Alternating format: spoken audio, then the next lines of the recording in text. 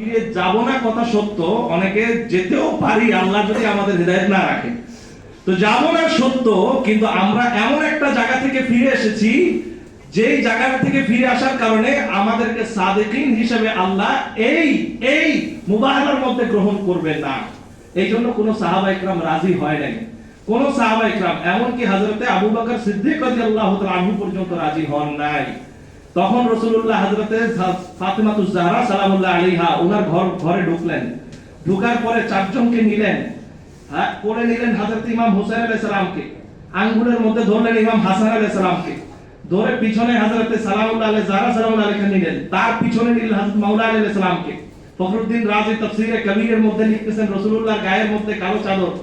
রাসূলুল্লাহ যখন বের হলেন, রাসূলুল্লাহ সাল্লাল্লাহু আলাইহি ওয়াসাল্লামকে দেখে সাহাবা ইকরাম অবাক হয়ে তাকিয়ে রইলেন যে এটা কি করতেছেন রাসূলুল্লাহ। বলে হ্যাঁ, আল্লাহ বলেছেন তাআলাউ নাদউ আবনাআনা ওয়া আবনাআকুম ওয়া নিসাআনা ওয়া নিসাআকুম ওয়া আনফুসানা ওয়া আনফুসাকুম। ধর্ম হলো সত্য মিথ্যার লড়াই। ধর্ম কি? সত্য মিথ্যার লড়াই। আজকে প্রমাণ হবে কে সত্য কে মিথ্যা।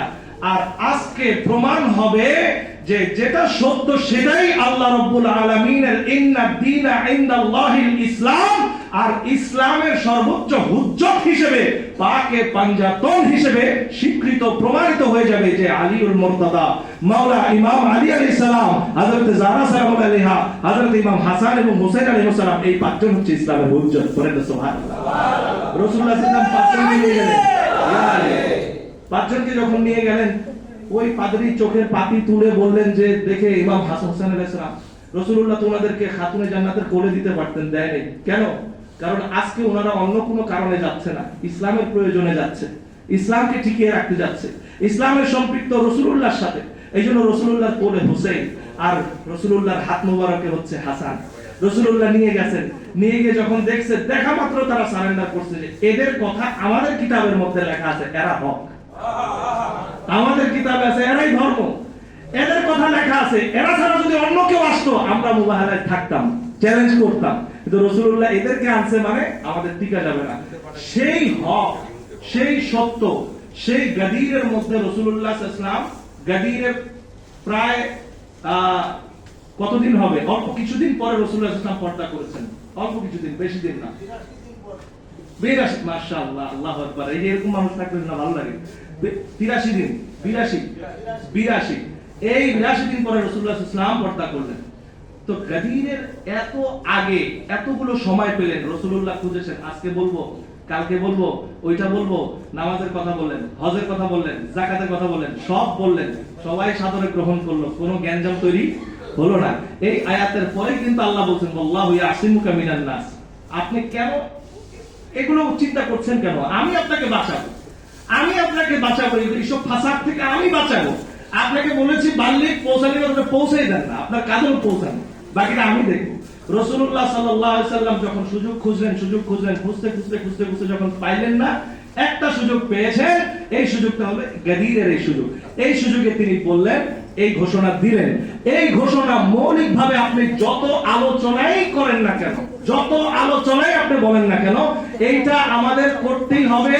এই সুন্নাহ রাসূলুল্লাহ এটা তো আছেই, তার মধ্যে মৌলিক বিষয় হচ্ছে মাওলা আলী ইবনে আবি তালিব আলাইহিস সালাম, তিনি হচ্ছেন জীবন্ত কোরআন, তিনি হচ্ছেন ইসলাম, তিনি হচ্ছেন ধর্ম। যদি আমার হযরতে খাজা গরিবে নওয়াজ যদি এই কথা বলে হোসেইনি ধর্ম, তাহলে হোসেইনি যদি ধর্ম হয়, হোসেইনের বাবাও ধর্ম। বলে সুবহানাল্লাহ।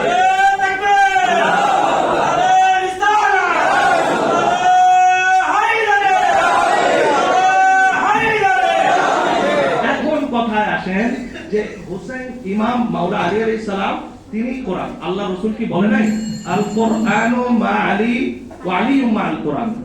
কোরআন আলীর সাথে, আলী কোরআনের সাথে। সুন্দর ব্যাখ্যা করেছেন হুজুর, একটু আগে দেখেছেন আপনারা যে আলী, মাওলা আলী ইবনে আবি তালিব আলাইহিস সালাম আহলে বাইতকে তিনবার বলেছেন। তাহলে এই দুইটা একে অপরের পরিপূরক। আল্লাহ কোরআনের মধ্যে কি বলেছেন খুব ভালো করে বুঝুন, ওয়াতাসিমু বিহাবলিল্লাহ, তোমরা আল্লাহর হাবলকে শক্ত করে ধরো, জামিআন, সবাই, ওয়ালা তাফাররাকু, পৃথক হও না, ওয়াকুরু নি'মাতাল্লাহ, তোমরা আল্লাহর নিয়ামতকে স্মরণ করো, ইয কুনতুম আ'দা, যখন তোমরা একে অপরের শত্রু ছিলে, যখন ইসলাম ভালোভাবে কেউ গ্রহণ করে না, এক সাহাবী আরেক সাহাবীকে গুতায় মারে, তলোয়ার দিয়ে যুদ্ধ করে, এরকম ছিল কিনা? যখন আসে নাই, একজন আরেকজনের চিনে না, করে চিনি না মালিক, যখন আসছে ইসলামে ঢুকলো, দাখিল হইল, যখন হাবলুল্লাহ ঢুকলো তখন সেটা হয়েছে মুহাম্মাদুর রাসূলুল্লাহ ওয়াল্লাযীনা মাআহু আশিদ্দাউ আলাল কুফার রুহামাউ বাইনাহুম, তখন রুহামাউ বাইনাহুম, এর আগে তো হয়নি। সুবহানাল্লাহ।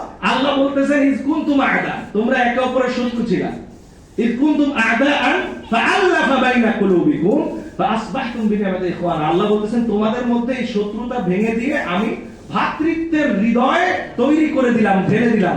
ফাআল্লাফা বাইনা কুলুবিকুম ফাআসবাহতুম বিনি'মাতি ইখওয়ানা, তোমরা সেই নিয়ামতের দ্বারা ফাআসবাহতুম বিনি'মাতিহি, সেই নিয়ামতের দ্বারা তোমরা কি হয়েছো? ভ্রাতৃত্ব হয়েছো। কোন নিয়ামত?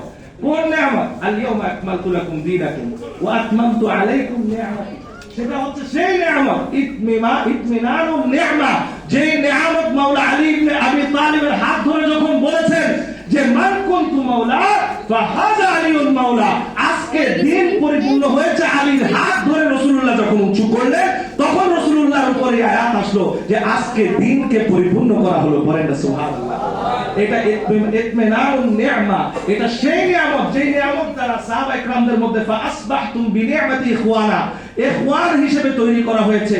আর এটা সেই হাবলুল্লাহ হযরত সাঈদ বিন জুবাইর রাদিয়াল্লাহু তাআলা আনহু এই হাদিসে মুবারাকাত তেলাওয়াত করেন, বর্ণনা করেন যে আমরা মদিনাতুল মুনাওয়ারায় বসা ছিলাম, রাসূলুল্লাহর কাছে আরবি লোক এসে বললেন, যখন এই হাবলুল্লাহর আয়াত নাযিল হলো, জিজ্ঞেস করা হলো ইয়া রাসূলুল্লাহ হাবলুল্লাহ মানে কি? রাসূলুল্লাহ তাফসীর করতে গিয়ে তখন তিনি বলায় প্র্যাকটিক্যালি দেখাই দিলেন যে আমার রাসূলুল্লাহ সাল্লাল্লাহু আলাইহি ওয়াসাল্লামের পাশে মাওলা আলী ইবনে আবি তালিব ছিলেন, তার হাত ধরে আরবির হাতের মধ্যে ধরে দিলেন, গুজে দিলেন, গুজে দিয়ে বললেন এটা শক্ত করে ধরো, ফাস্তামসিকু বিহাযা হাযা হাবলুল্লাহ, এইটা তো শক্ত করে ধরো, এটা হচ্ছে আল্লাহর হাবল। পড়ে না সুবহানাল্লাহ। মাওলা আলী ইবনে আবি তালিবের হাতকে শক্ত করে দিয়ে দিলেন, বললেন এটা আল্লাহর হাবল। তাই আল্লাহর হাবল বলা হলো মাওলা আলী ইবনে আবি তালিব, যার মাধ্যমে হাত উঁচু করার মাধ্যমে দ্বীনকে পরিপূর্ণ করা হলো, দ্বীন পরিপূর্ণ হয়ে গেল। আতমামতু বিনি'মাতি ইখওয়ানা, এই দ্বীন পরিপূর্ণ হলো। প্রকৃত পক্ষে গাদিরের এই দ্বীন মাওলা আলী ইবনে আবি তালিবকে দিয়ে এই জন্য পরিপূর্ণ করা হলো যে কোরআনের জীবন্ত রূপ মাওলা আলী ইবনে আবি তালিব আলাইহিস সালাম। আপনি ইয়া রাসূলুল্লাহ,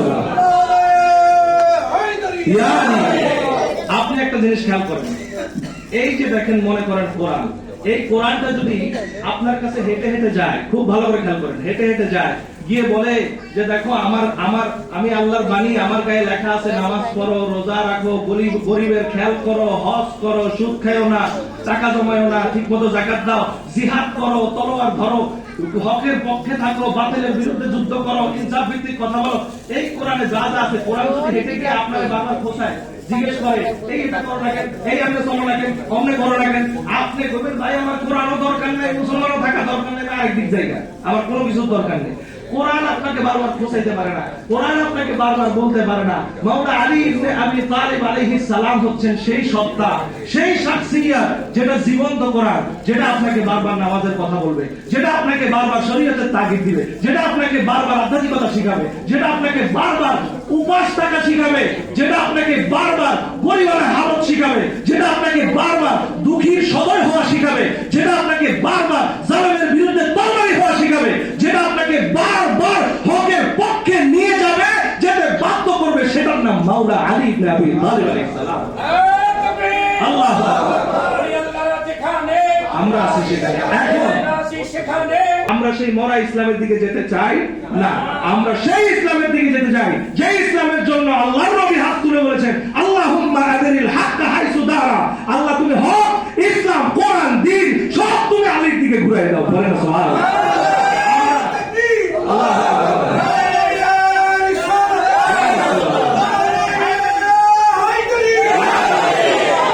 তাহলে আমরা সেই মাওলা আলীর দিকে, গাদিরের দিকে যাব। প্রত্যেক দরবারের কাছে আমাদের আকুল আবেদন, আপনারা যেটার জন্য আপনারা পীর হইছেন, যেটা পাই আপনার ক্ষমতা, সেই পাওয়ার আপনারা চিনাবেন না জনগণকে, মানুষকে বলবেন না, এটা তো আপনার দায়িত্ব। না বলা মানে কি নেবো খারাপ, বেইনসাফি। আপনারাও এক প্রকার দুষ্ট প্রকৃতির দুরাচার লোক, এগুলো প্রমাণ হবে। তো সুতরাং আমরা গোপন করব না, গুপ্ত হব না, আমরা কি হবে না, গুপ্ত হব না। আমরা গুপ্ত হব না। এই জন্য মনে রাখবো আমরা সুন্দরভাবে সবকিছু প্রকাশ করব, যেটা রসুল দায়িত্ব দিয়ে গিয়েছেন, যেটা আল্লাহ তাআলা দায়িত্ব দিয়েছেন, যেটা রসুল প্রকাশ করেছেন, সেটা কি, সেটা সেই দায়িত্ব। আমরা একাডেমিক্যালি কোনোভাবেই আমরা একটা জিনিস কথা স্পষ্ট বলে দিই, একাডেমিক্যালি কোনোভাবে আমরা খেয়ানত করব না। কি করব না? খেয়ানত করব না। আমরা সঠিক শিক্ষা মানুষকে দিব। আপনার সঠিক ঠিক শিক্ষা দিতে কলিজা কাঁপবে কেন? কি জন্য কাঁপবে? আপনি আল বিদায়া ওয়ান নিহায়া খুলেন, সর্বস্বীকৃত যে বিদায়া, সারাদিন বিদায়া নিহায়া করে নাচানাচি করেন, খুলেন। হযরত আবু বকর সিদ্দিক রাদিয়াল্লাহু তাআলা যখন ক্ষমতায় বসেন কি বলছেন? তোমরা আমাকে ওয়াল্লাইতুম, তোমরা আমাকে খলিফা বানাইছো। ওয়াল্লাইতুম মানে কি? খলিফা বানাইছো। আমি বাংলায় বুঝাচ্ছি, তোমরা আমাকে খলিফা বানাইছো, যদি আমার ভুল হয় তোমরা ধরাই দিবা। এই ওয়াল্লাইতুমের বাংলা অর্থ খুলে দেখেন কি সেখানে কি বলা আছে। তাইলে রাসূলুল্লাহ কি জানে না যে কোনটার অর্থ কি? এটা কি নবী জানে না? তো জানলে রাসূলুল্লাহ এই আয়াত না দিয়ে অন্য আয়াত তো দিতে পারতো। এইটা কেন দিল? কারণ রাসূলুল্লাহ সাল্লাল্লাহু আলাইহি সাল্লামের একমাত্র, মনে রাখবেন, একমাত্র নবীর জবানে স্বীকৃত রাসূলুল্লাহর প্রতিনিধিত্বের শিকার রাসূলুল্লাহ জীবদ্দশায় যাকে দেখাই দিয়ে গেছেন যে তুমি হযরত আবু বকর সিদ্দিক হতে পারো, কিন্তু আমার আলী সিদ্দিক আকবর। তুমি হযরত ওমর ফারুক হতে পারো, আমার আলী ফারুক আযম। তুমি ওসমানে গনি হতে পারো, আমার আলী সাইয়্যিদ গনি। ওরকম হাজার হাজার গনি আমার আলীর পায়ের কাছে বসে থাকে। এরকম গনি বহুত আছে, কিন্তু মনে রাখো আমার আলী সাইয়্যিদ, আনতা সাইয়্যিদুন ফিদ দুনিয়া ওয়াল আখিরা। আমার আলী সাইয়্যিদ ছাড়া তুমি গনি হতে পারবে না। তুমি ফারুক হতে পারবে না আমার আলী ছাড়া। তুমি আবু বকর সিদ্দিক হতে পারবে না আমার আলী ছাড়া। এইজন্য হযরত আবু বকর সিদ্দিক বলেছিলেন, ইন্নী তারাকতু দারা ওয়াল মালা ওয়াল আহলা ওয়াল আশিরা ওয়া ইবতিগা মারদাতিল্লাহি ওয়া মারদাতি রাসূলিল্লাহি ওয়া মারদাতিকুম ইয়া আহলা বাইতিকুম। বলেছিলেন আপনার জন্য, আল্লাহু আকবার,